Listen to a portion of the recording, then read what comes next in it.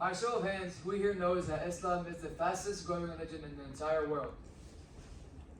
Hi, my name is Haidar Majid. Today, I will be explaining to you guys, or I'll be informing you guys about Islam's basics and everything. Islam is currently the fastest growing religion in the world according to the Pew Research Center. Today I'm going to be discussing one of the biggest religions in the world. An example, Islam, with some very basic information in the religion, about the religion and its followers. First, I will inform you guys, my audience, about the origins and history. Then I will inform about the beliefs and the 5 pillars. Furthermore, I will inform about the misconceptions and stereotypes, practices and ethics. Understanding the diverse beliefs, practices, and cultural aspects within Islam can promote mutual understandings and respect among individuals. The origins and history of Islam. Prophet Muhammad, praise be upon him, was born in Mecca around 570 CE, and he received the first revelation about Islam around the age of 40, and he spent the next 23 years preaching Islam's message of monotheism and social justice. Facing persecution in Mecca, he migrated to Medina in 622 CE, where he established a thriving Muslim community. Through defensive battles and treaties, he secured the community's survival and eventually conquered Mecca in 630 CE. Muhammad's final years were marked by spreading Islam's teaching and consolidating the Islamic State. He passed away in 632 CE in Medina, leaving a lasting legacy as the final prophet and a model of compassion, righteousness for Muslims worldwide. According to the Khan Academy from Arabia, Islam reached diverse parts of the world through amalgamation of diverse trade routes, military conquests, and missionary activity. The Islamic Empire expanded rapidly and grew, including into areas of Syria, Iraq, Egypt, Persia, North Africa, etc. The Islamic Empire of the Umayyad and Abu Sayyid and the Ottoman Empire had a very deep influence of the face of the Islamic civilization. The Umayyads extended the scope of the rule of Islam to vast terrains, while under the Abbasids, the territory reached a zenith of the golden age of Islam.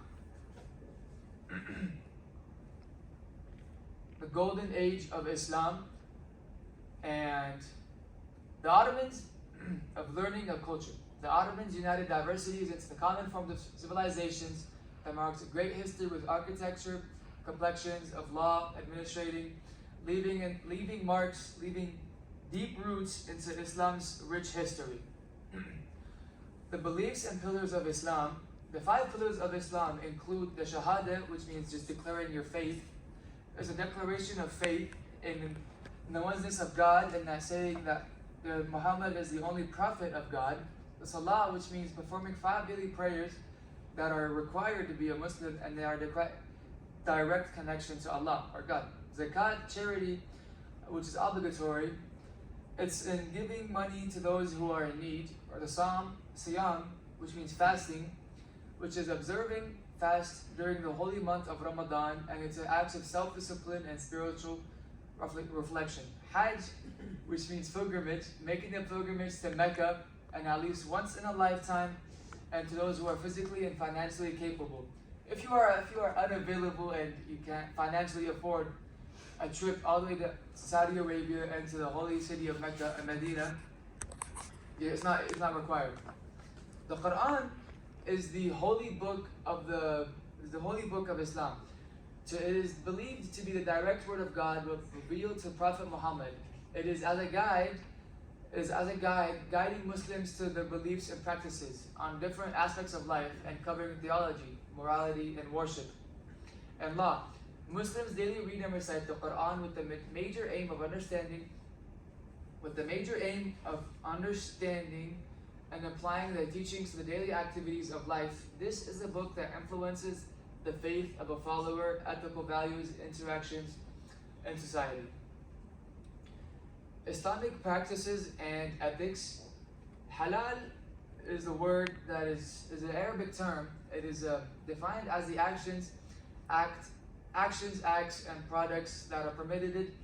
They include consuming food with halal certificates, following a halal business or a legal business.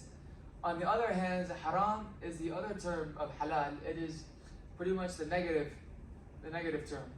It is an Islamic term that stands for things, behaviors, or items that are forbidden in Islam, like eating pork, consuming alcohol, gambling, etc., stuff like that.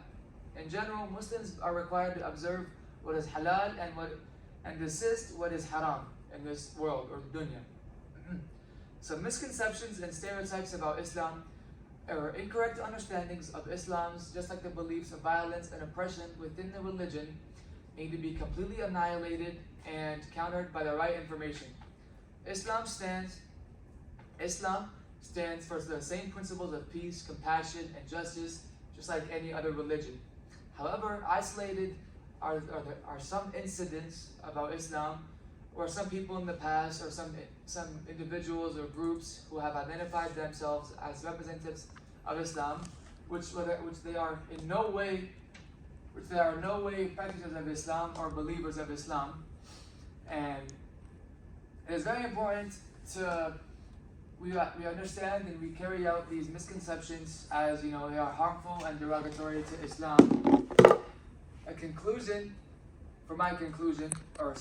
In summary, we've explored the origins of Islam and the beliefs and practices of Islam, highlighting its historical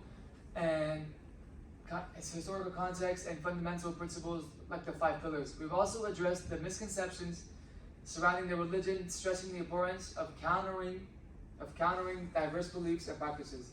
We can foster mutual respect and appreciation in our global community. When we understand each other's different beliefs, this allows us to understand each other's points of views and make us look at one another with different views in life, and maybe we can understand each other a little bit better. Do you have any questions today?